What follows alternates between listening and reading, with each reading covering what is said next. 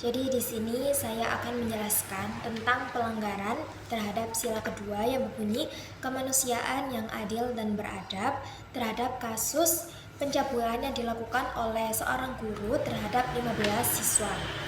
Jadi guru ini itu bernama Rahmat Slamet Santoso yang melakukan guru ini tuh guru pramuka.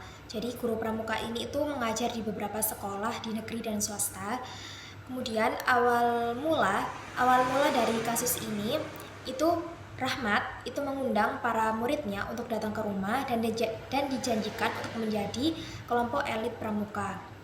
Tapi berdasarkan laporan dari 15 siswa ini itu tidak hanya berasal dari muridnya saja, tetapi juga ada yang dari anak tetangga. Kemudian ketika sudah ditangkap oleh kepolisian, Rahmat ini awal mulanya dituntut oleh jaksa penuntut umum itu divonis 14 tahun penjara, 3 tahun kebiri kimia, 3 bulan subsidiar kurungan, dan juga denda sebanyak 100 juta. Tapi vonis hakim Pengadilan Negeri Surabaya itu menjatuhkan vonis yang lebih rendah, yang lebih ringan daripada jaksa penuntut umum, yaitu 12 tahun penjara, denda 100 juta, kebiri kimia 3 tahun, dan juga subsidiar 3 bulan kurungan.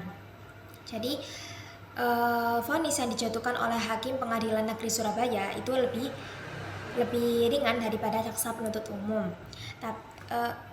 Pada awalnya Rahmat ini keberatan dengan adanya vonis jaksa penuntut hukum, tetapi dia itu hanya mengatakan berat saja, tapi tidak menjelaskan secara jelas bagian hukuman mana yang menurutnya berat. Kemudian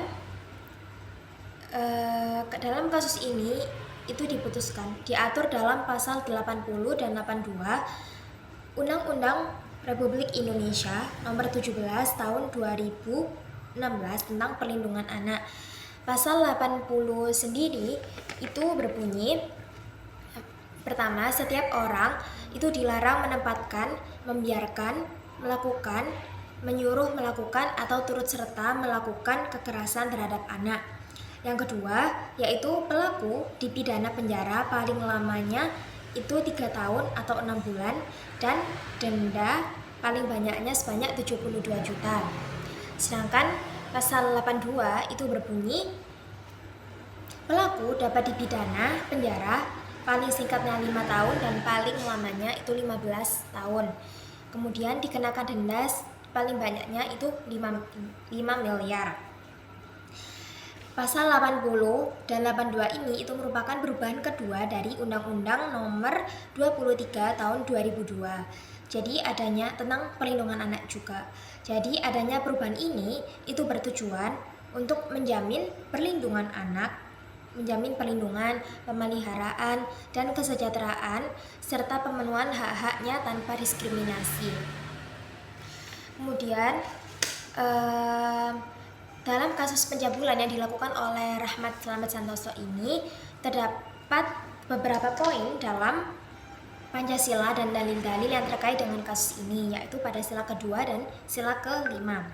Pada sila kedua yang berbunyi kemanusiaan yang adil dan beradab memiliki nilai utama menghormati hak asasi manusia, terutama hak anak-anak untuk hidup dengan martabat dan tanpa kekerasan. Tapi dalam kasus ini itu terdapat pelanggaran, yaitu tindakan pencabulan itu bertentangan dengan prinsip kemanusiaan karena merendahkan martabat manusia, merendahkan martabat korban.